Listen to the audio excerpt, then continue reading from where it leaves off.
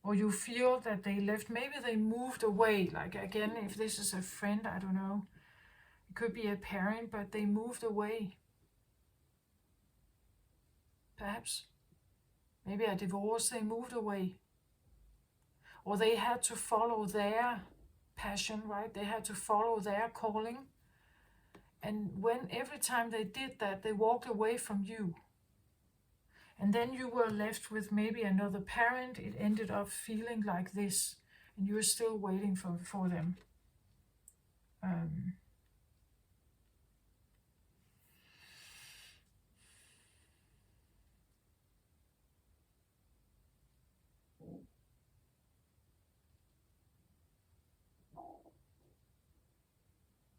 Like, what is this Three of Raphael about? Because it feels so now I'm very drawn to the green fishtail here, and it is it seems like you are at your core here. Perhaps there's some water here also for you, Libra. Venus energy, emotions here, and I'm kind of drawn to the green fishtail, and I've talked about green and fire. Maybe you again, there could be an attraction here, some kind of attraction that you have.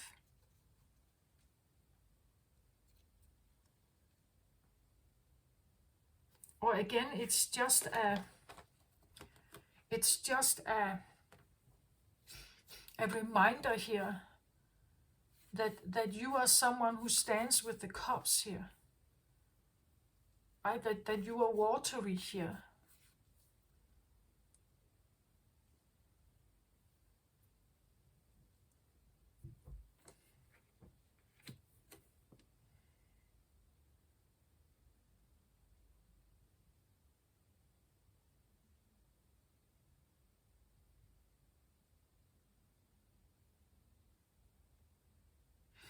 Can I get one more card on this Three of Raphael? There's something about femininity, something about sexuality, sensuality, fish feelings, and again intuition, right? Being a fish, the fish is very intuitive. Pisces, perhaps. Pisces, maybe you have Pisces in your chart somewhere.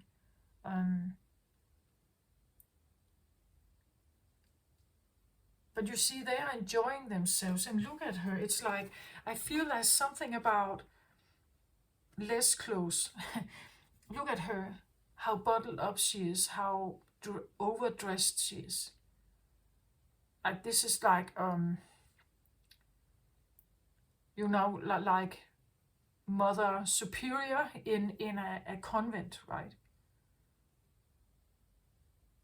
Where this is someone out there, she is she's getting tan and swimming out there. She is in a monastery here, hidden away.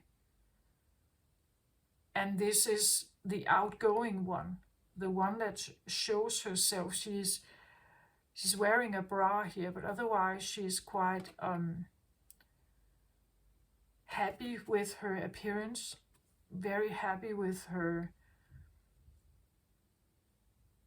femininity here, where someone here could be someone who's not happy with their femininity because it's like they haven't been mirrored, right? They have not been mirrored by someone who looked at them and like told them that they were gorgeous. You see the difference? Like someone is still, and maybe you have these different forces in you, right? That there is a very outgoing a wish, right? A wish. This is the one that disappeared, right? A wish to be more like this, right? Instead of being this one. But this is what you were left with, right? You were left with something that became your role model. Like maybe there were very strict rules here. Again, maybe there was again, charismatic, open, friendly, attractive here. And when they disappear, there was this one left. And this one is maybe not the same. Like they could have been more strict perhaps here. Not allowing for certain things to happen, so it becomes a different world, right?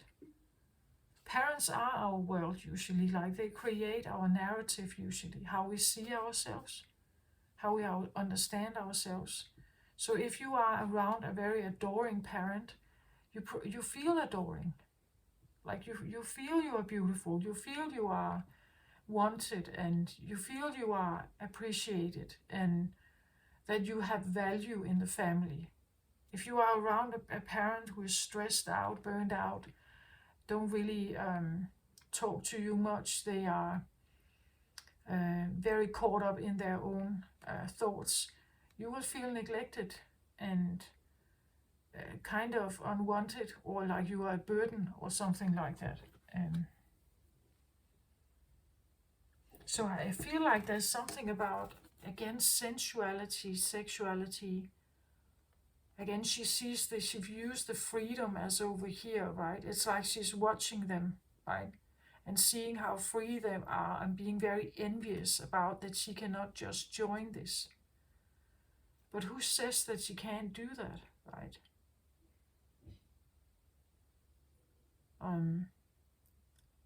It's like she's waiting for the one who needs to come back here and tell her that she's gorgeous, right?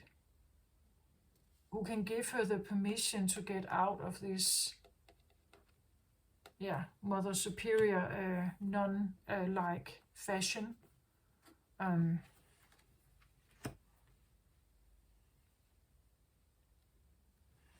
It definitely needs a renewal, right? It needs a new existence, I feel like.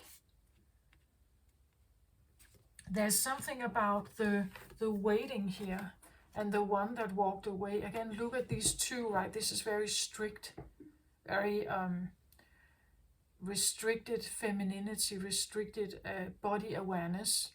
And this one with this flowing pink dress here.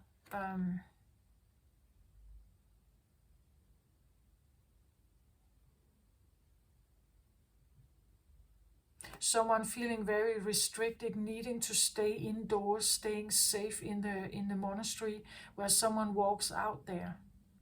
Just, I'm going out there and just take a swim and bathe at the beach, and I show myself, I show my body, I show what I am, I smile, I flirt, I smile, and it's like this one doesn't, right? This one is not really flirtatious at all. It looks more like they are, they feel restricted here in some way. And again, after if someone has been waiting a whole life here, a whole life for something to come and tell them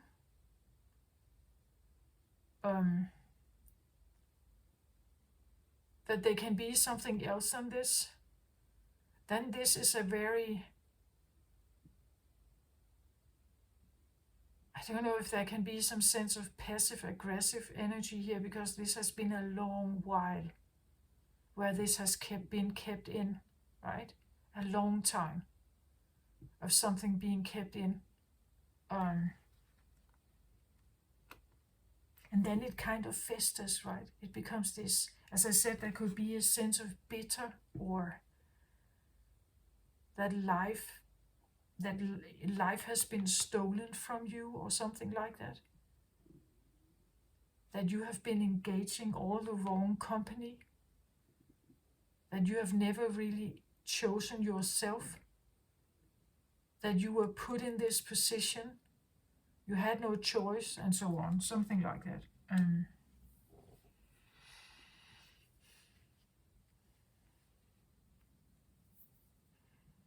Can I get one more card on the deceit here? I want one more on this deceit.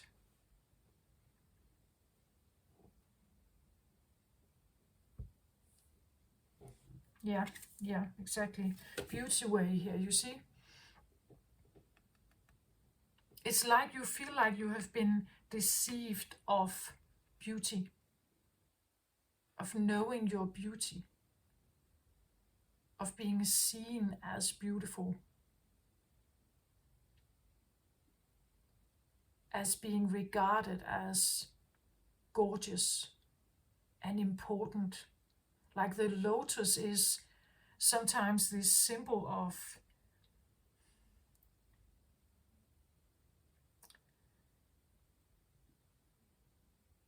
well, the beauty way is about simply the fact that as a woman you are beautiful. But if you're not told that you are beautiful, you will not know. Right? People like this, I believe that this is usually because they have never been told so. They don't know. And they don't know what it means. Like for a lotus to open themselves like this and be so, you would say, open or daring, maybe. Like in her world, this is way too daring. Like this is too indulging, right? This is like too inviting or something.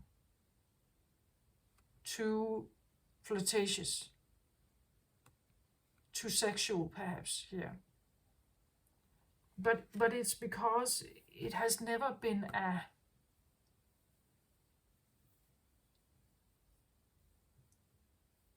I feel like she's never been mirrored. Like she's not been mirrored even as a young girl, perhaps here. She has not been mirrored in her sexuality.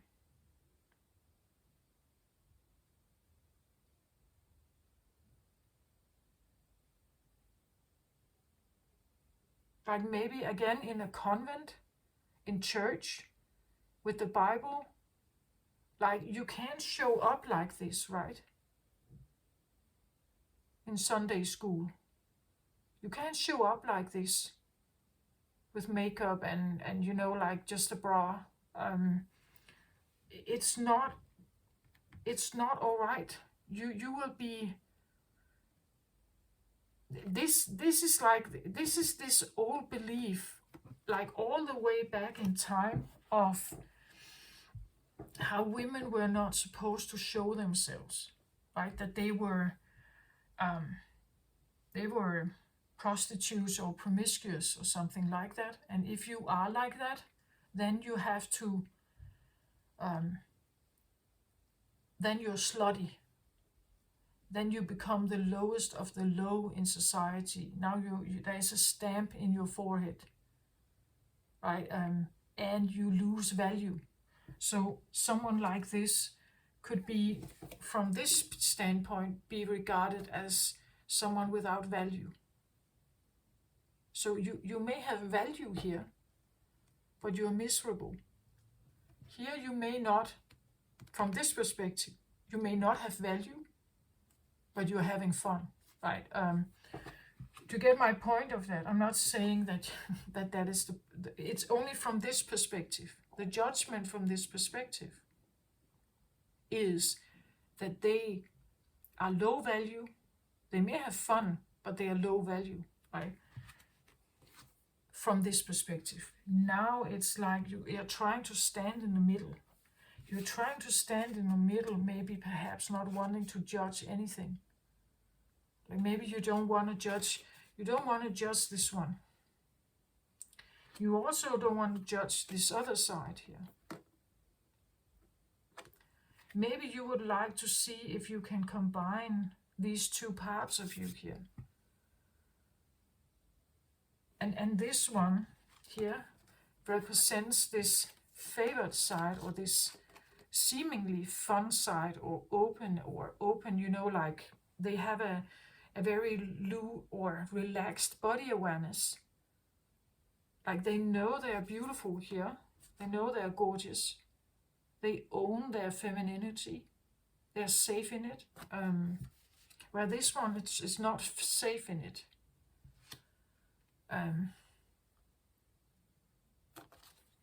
Yeah.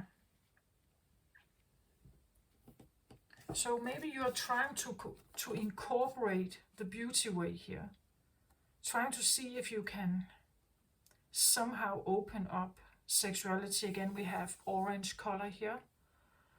Orange color. And see if you can somehow embrace more of this. Make a bridge between the rigid nun, you could say, or Mother Superior over here.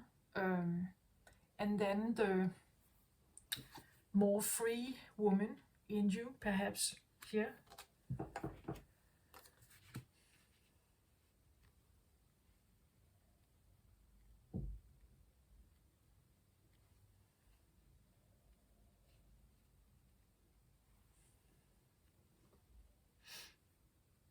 Yeah. This is kind of it, I feel like, Libra. And it's like it's looking directly at you. The sexuality thing here is looking directly at you. It's like you are literally facing it, right? You're literally looking at this lotus here. Again, I get lotus, like the opening of the lotus, like a bit of like this vagina thing, sacred vagina thing, right? That you want. Oh, now I get it. Sacred vagina, of course.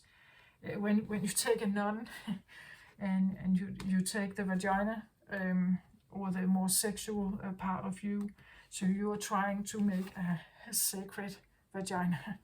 You're trying to find a way to merge the two sides of you, not trying to be judgmental, not favoring one over the other, but trying to make a bridge between them, with the sense of this sacred sexuality. Now I get Tantra again, this, that if you should engage in something like this, there has to be rules, right? She can still not accept that there are no rules. It has to be safe, it has to be clean, it has to be in a community where people are having, you could say, a community of friends, people that understand,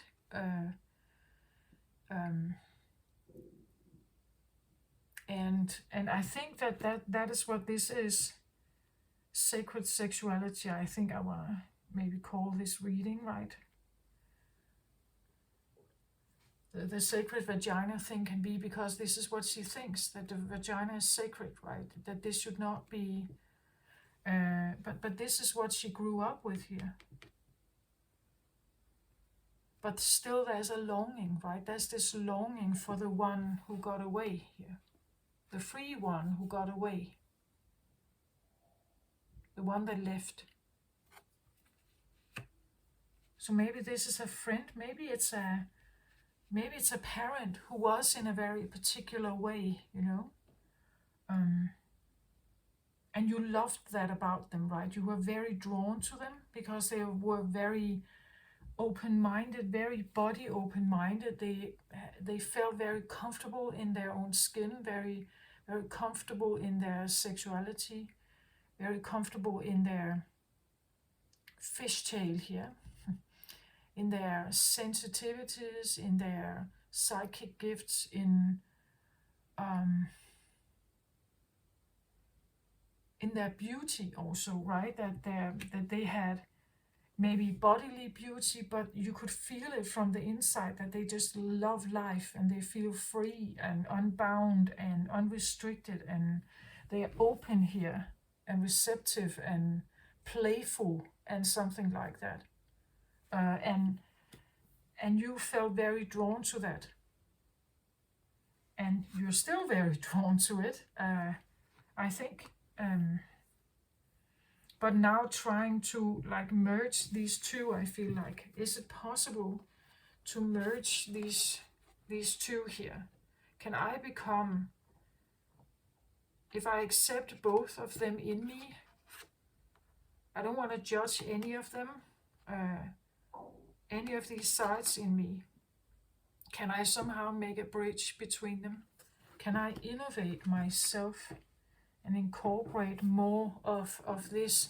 Because it was your world, right? It shapes your narrative. It shapes the world you live in. You could have a more relaxed, more fun, more free world or world experience, life experience, if you incorporate some of this play, fun, community, friends, gathering, like-minded people. Maybe you need to look for people who can help you embrace some of this. I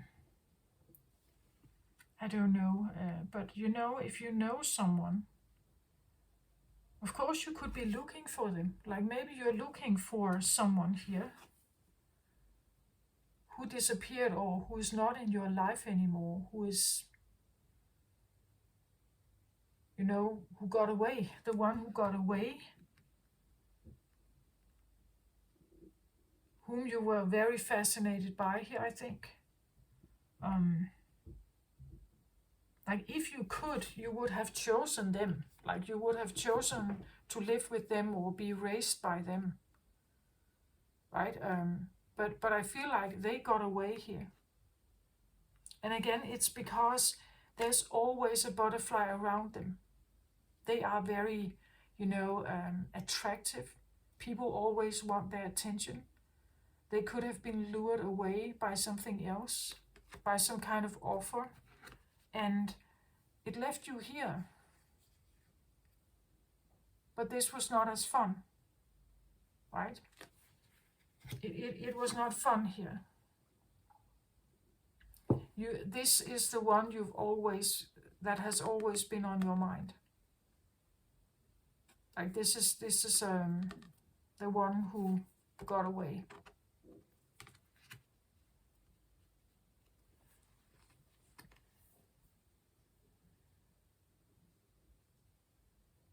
But I think there's something about like the High Priestess and this breakthrough here can be something about who they were, like how were they? Why were you fascinated by them? What did they say? How did they conduct themselves? How did they dress? How did they look? How did they, you know, make decisions? What did they enjoy, right? This could be traveling, you know, lying there sexy on the beach, right, where this one normally goes nowhere, right? So there's something about finding some kind of balance between these two very opposite energies, I feel like, and finding some kind of, I feel like, peace between them, right? Trying to find this balance in some way.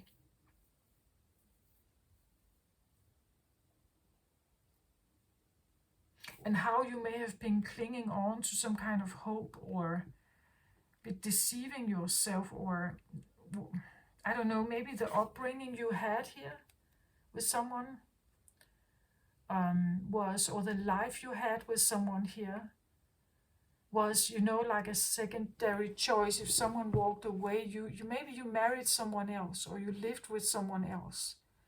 But you see how the back is turned. It's like you never really chose them, right? You never really, maybe you were in an arranged marriage, so this was never the one you would have preferred, right? The one you had preferred, they walked away, or maybe they were married to someone else, right? And you were in this relationship, but it was not a happy place, I think. You somehow you couldn't include the beauty way here. you couldn't be free, you could not show your sensuality, you never felt safe here to open and be free and be safe in your body. You never felt that.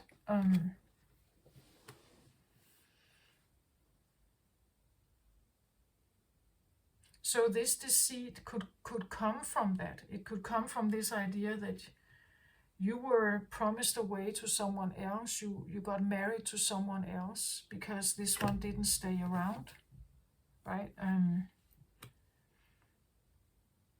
So you found yourself having this second best choice or something, but it never really made you happy. You were always thinking about the other one. And maybe you have done so for many, many years, right? It was always this other, and never the one you were with. This is also something about not realizing that even though someone is out there, and this is the one you're missing, something did provide for you here. Something did give you an upbringing. Something did actually provide for you. Something did actually do something. Maybe you didn't feel quite happy here, but it did do that. It did, even though it was a monastery or maybe there were strict rules, it still did something. And then not being grateful for that, not being accepting of what was given, even though we always sometimes favor something else that we cannot have, perhaps. And totally disregarding where you come from, or totally disregarding what was given.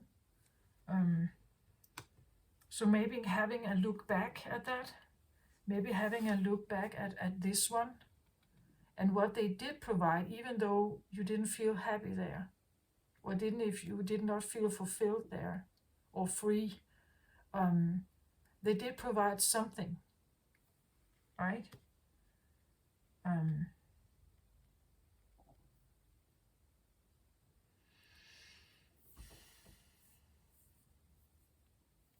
But there could be a strong feeling of being deceived from your happiness, right? That some of these rules here,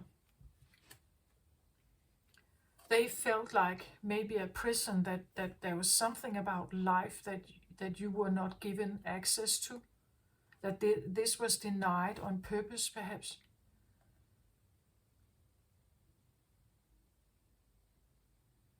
That this understanding about yourself was not given to you, and like it was a control mechanism, maybe, right?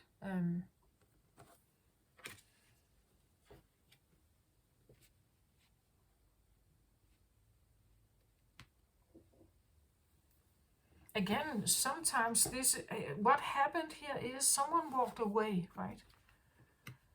So if someone is keeping you tightly strict here, it could be because they don't want you to walk away like the other one,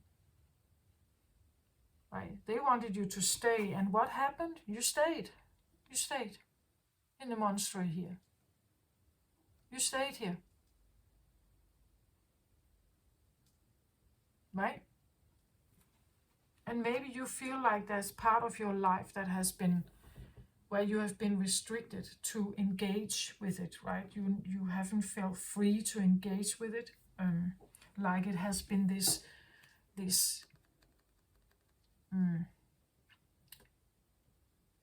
wish you've had, or hope you've had, but you couldn't go there just by yourself. And you needed someone like this to be around, to open the gate and take you out there. You didn't feel safe enough to go out there, or something like that.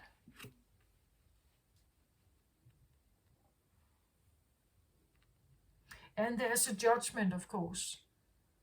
Even though you could be very attracted to something, but then again, you could be very, like in your mind, you could be quite judgmental, because this is what you were taught, right? This is what you learned.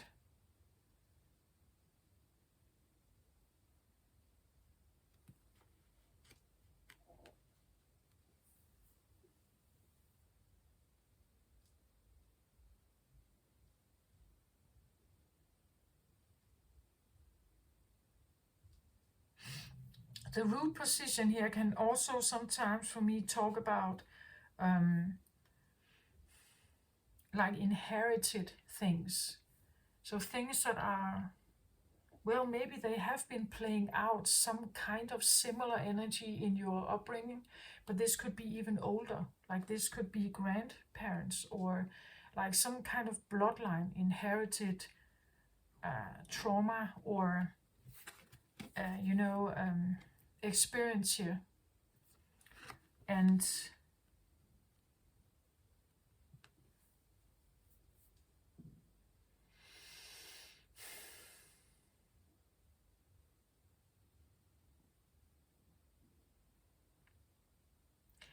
and sometimes when something like this is maybe not yours directly, but then still there's something going on, you still have some of this in your life playing out perhaps. When you actually get to the real issue of something here,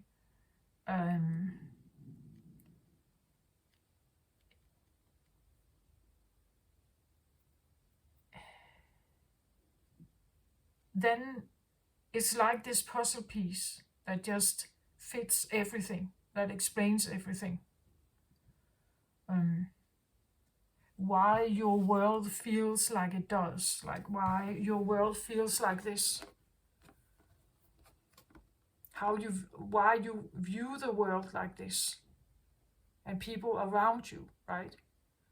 Why you view people like this in the world as slutty, perhaps.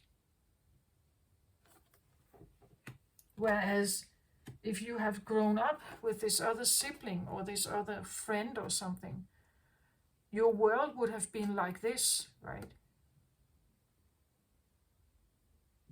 And that is the feeling of deceit. It's like you've been robbed of some kind of feeling, or some kind of expression, I feel like. That the world is judgmental towards feminine sexuality. It's so interesting because top models, they are paid a lot of money to go down the aisle and on the podium and show this clothes and so on. And that's quite all right. They can actually sometimes only wear little clothes here. And they are applauded. But then you have also women in, let's say, the porn industry that are actually extremely beautiful women, as opposed to their bodies and so on. Are very beautiful women there. But because they are in the porn industry, they are regarded differently.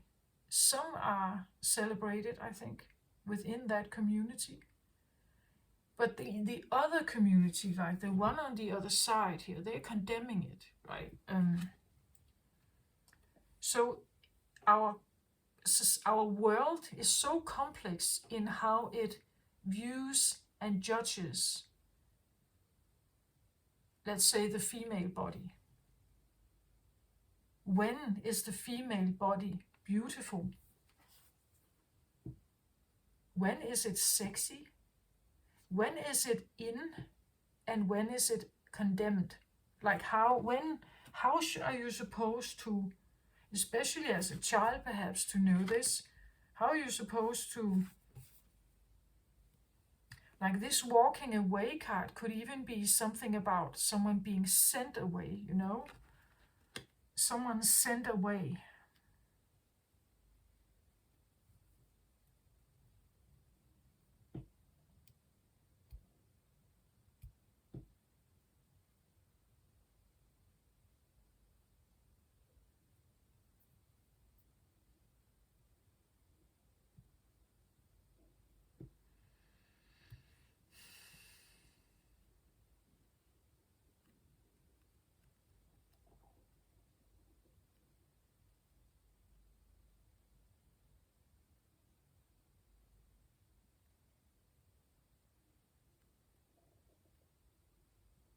Yeah, someone was definitely adorable here. Very beautiful, very outgoing, very free free, expressive, I feel like.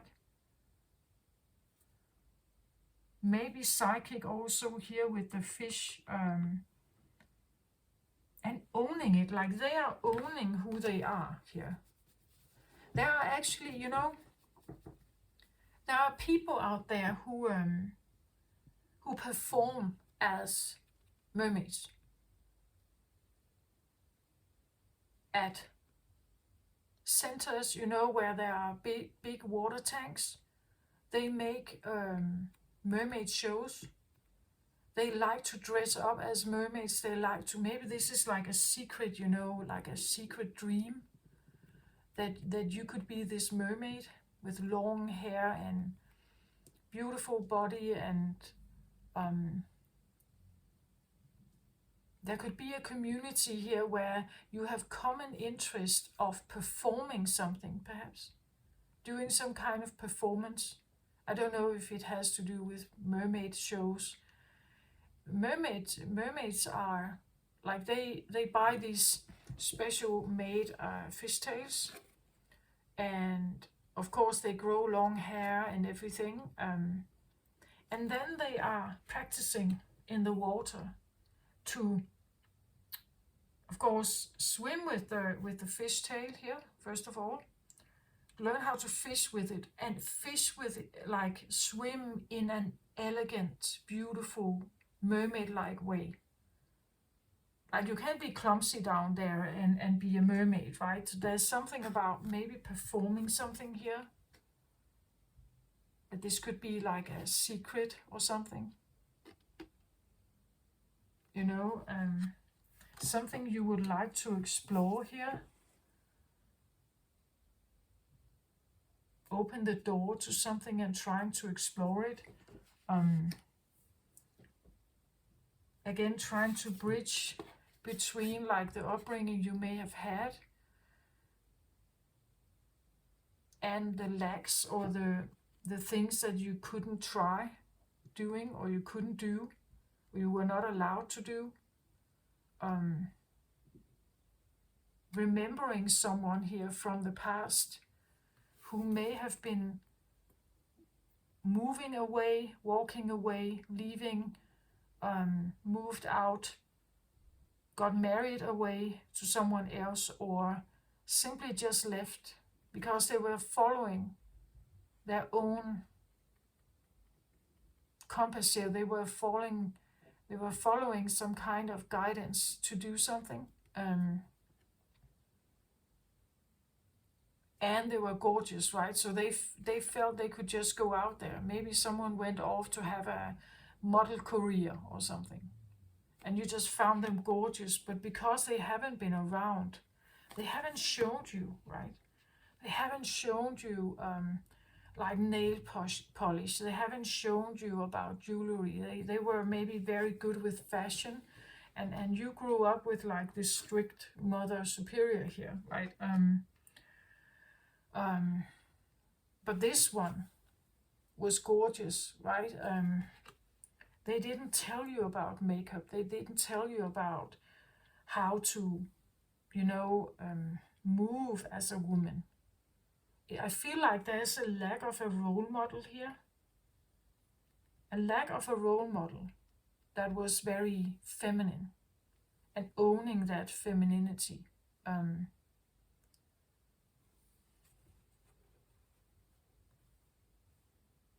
Yeah, so this is what I feel like I have. Can I get an advice card maybe for Libra?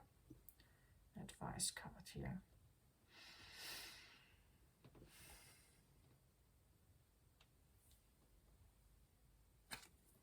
So I get Hierophant here. Hierophant is, well, it's the opposite of the High Priestess, you could say. But it's definitely about listening to your guidance, listening to, again, the Hierophant. The Hierophant is usually someone who operates within the system, so they can having an official job, you know, something that is accepted, something that everybody can be okay with. where the high priestess can sometimes be a bit more shadowy. They can do things behind the scenes that nobody knows about. This one is more official, more out there, more, again, maybe, as I said, discussing. This one is engaging in the business deal. This is the one that the Hierophant can be a priest. This can be a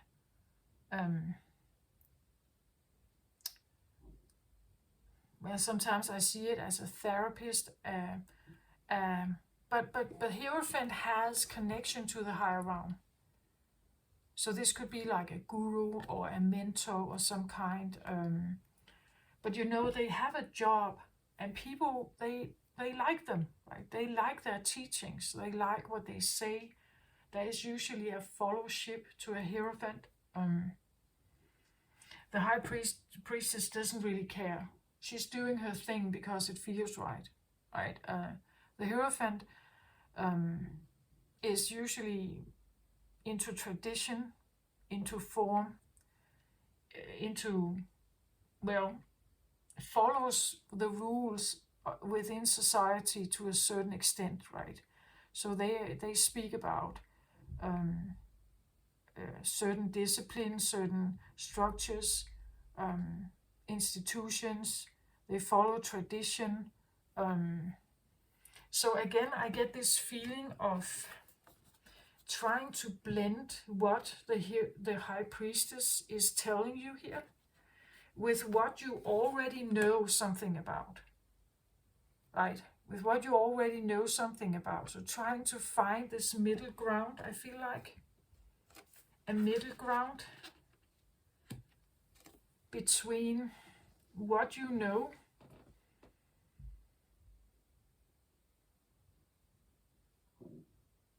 so instead of her being, maybe she's still staying in the convent, right, or in this monastery, but now she's a gorgeous now she is embracing being gorgeous,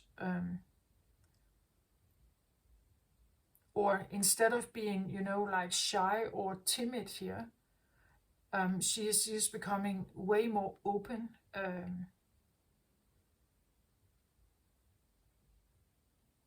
and embracing maybe different rituals or different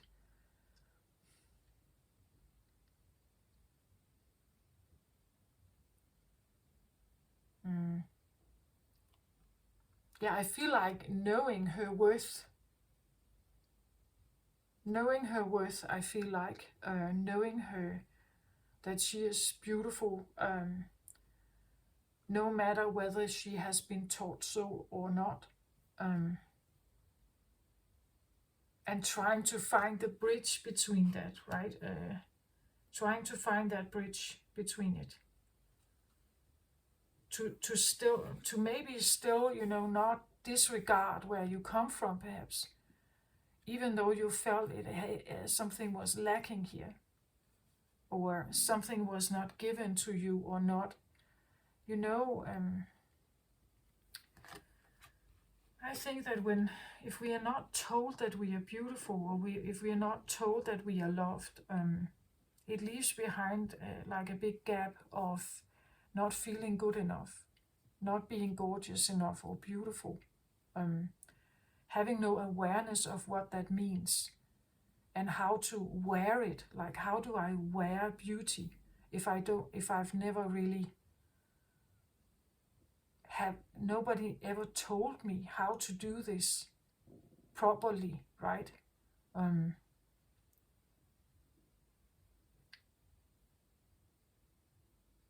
So yeah, that's what I feel like.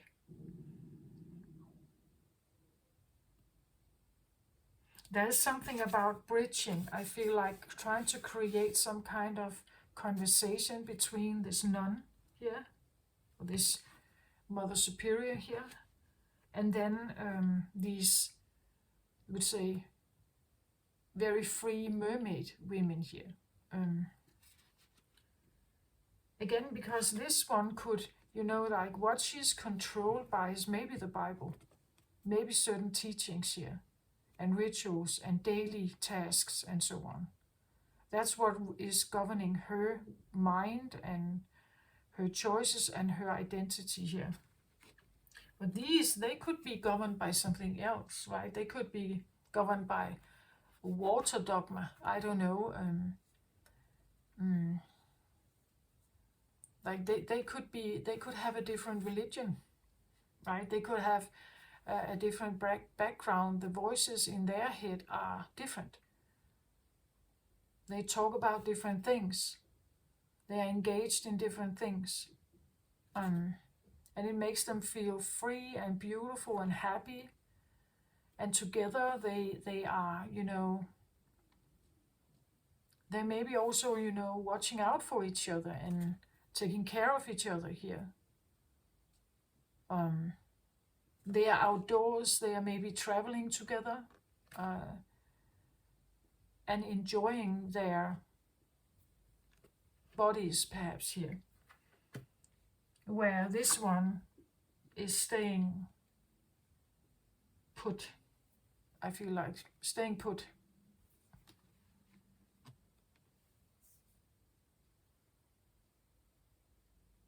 And has done so, like since this crush you had, or this very strong pull you had towards someone. And then it's like, because they left the scene somehow, you got stuck there, right?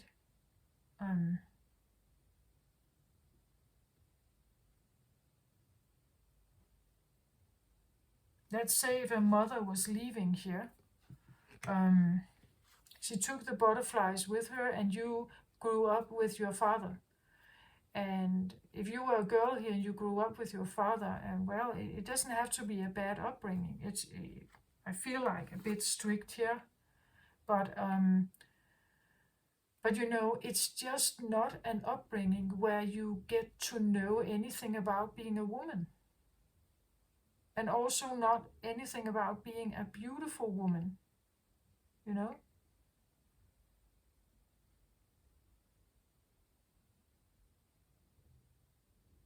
Like the warmth was gone, the connection was gone. Of course, it could have been a father that walked away, perhaps, or left. And again, maybe it's not you, maybe it's grandparents or something here. I'm just saying that this could be deeper than what you know about.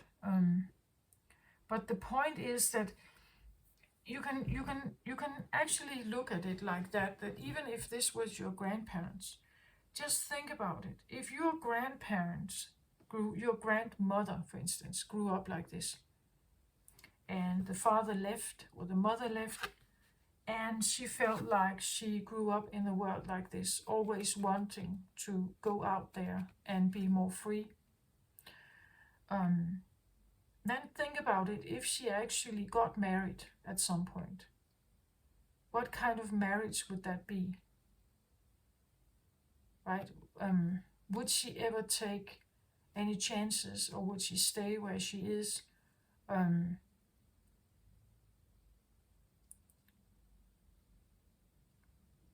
What about if she never dared anything because she needed someone to teach her, right? To dare to walk away. She needed someone to tell her how you can do this. She needed to be brave enough to do that.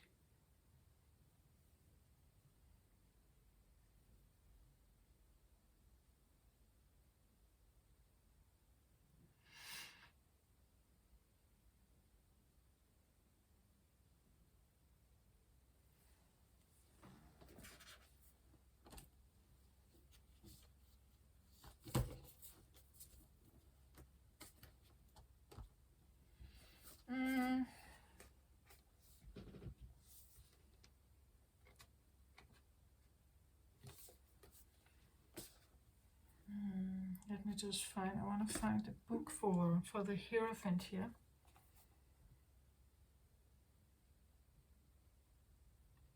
Yeah, I get something about loosening up a bit.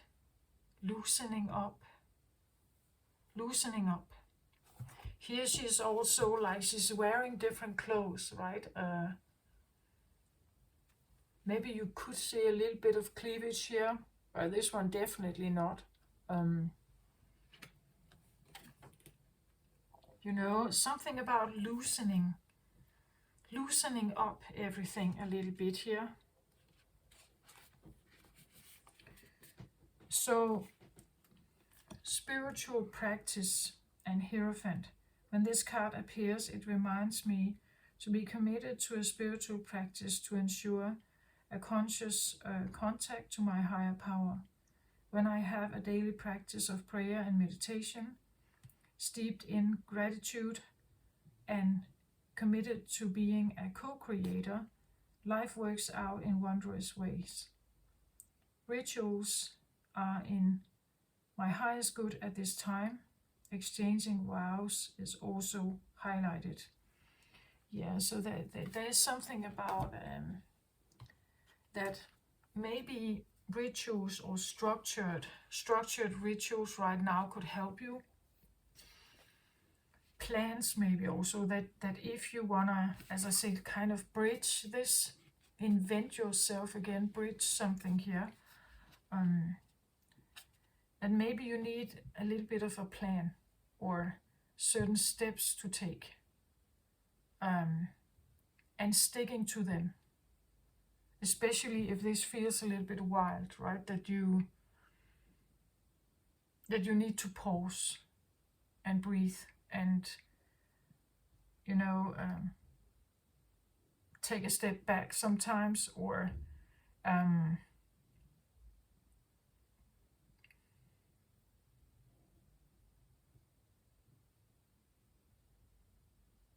and again, this idea of that maybe we cannot just judge something. Like, again, people that are in this community, like they look happy. I don't think that they feel like they are doing something wrong or that they are bad people or something. They just feel comfortable in their skin, right?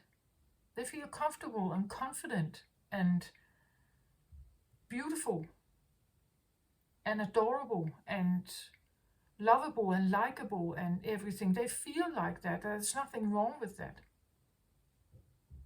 It's just for those who don't feel like that. It can feel like something, yeah, was not given to you here, or was not, that you didn't have this, and it has somehow restricted you. But of course, it's not their fault, right? It's not their fault.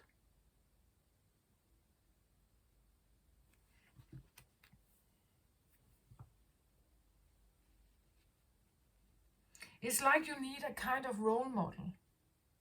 And if you don't have one available, I would say this one as an advice card is like, you need maybe to find some kind of plan, or maybe an inspirational community where you can experiment with something and be open and tell them, it's because I don't really feel comfortable about this. Can you show me, or can you guide me, or can you somehow tell me a little bit more about this, or what I could try to do? Or where is it safe to experience this or that, perhaps. So maybe you need to look for a community. And if you don't have one, or even if you feel like you can't do that yet, then you can still find inspiration. You can find people online, who are maybe, who are acting very much like this, right? And you can try to be inspired by them. Trying to be inspired by it.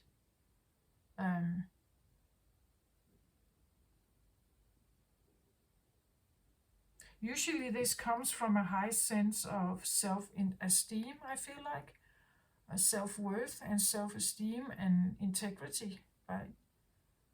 They know their boundaries, they know who they are, they know that they, and for some reason I feel like they're a bit protected by the community here, right? And when you are more together, first of all, you have your interconnectedness with each other, but if you move out there as a group, women together like this, it's easier to, you could say, maybe explore things if you are not alone.